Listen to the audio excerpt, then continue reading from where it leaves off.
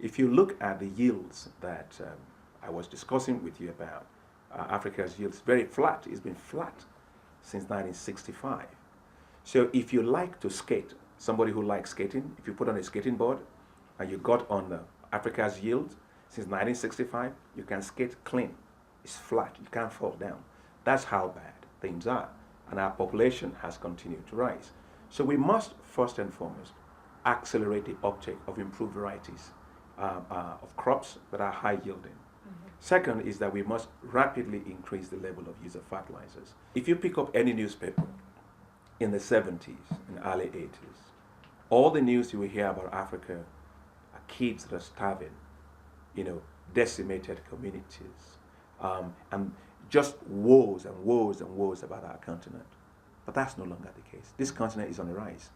You look at political elections in Africa, which is very crucial if you are going to do agriculture, because you need to have a stable government and a government that's accountable to its people. You look at elections all across African countries. You look at the development of infrastructure around us. You look at the uptake of new technologies by farmers. You look at political will by governments in putting up 10% of their budget for agriculture. You look at Kenya's agriculture with respect to horticulture. They are the number one in the world in terms of export of horticulture and floriculture products. You look at the situation with Africa's cocoa, Africa's coffee, right? All these are good stories. You look at the use of improved varieties of maize in Kenya highlands. You look at cassava varieties all across Nigeria, right? You look at rice production with new rice for Africa all over the place. These are indications that African agriculture is rising. And if you look at the foreign direct investment that is coming to Africa today, it's tremendous. There's this thing they call land grab, and everybody is coming to Africa to get a piece of Africa. Why are they doing that? If there's no potential in Africa, obviously they will not be doing that. So that means that Africa's agriculture is on the rise.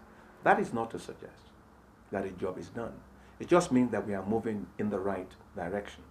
What we now need to do is to accelerate that pace, because our population is growing very fast, and therefore we must make sure that we get an African green revolution, one that will dramatically raise productivity of food crops that are grown by our farmers, majority of who are women, that will make sure that we are able to feed ourselves.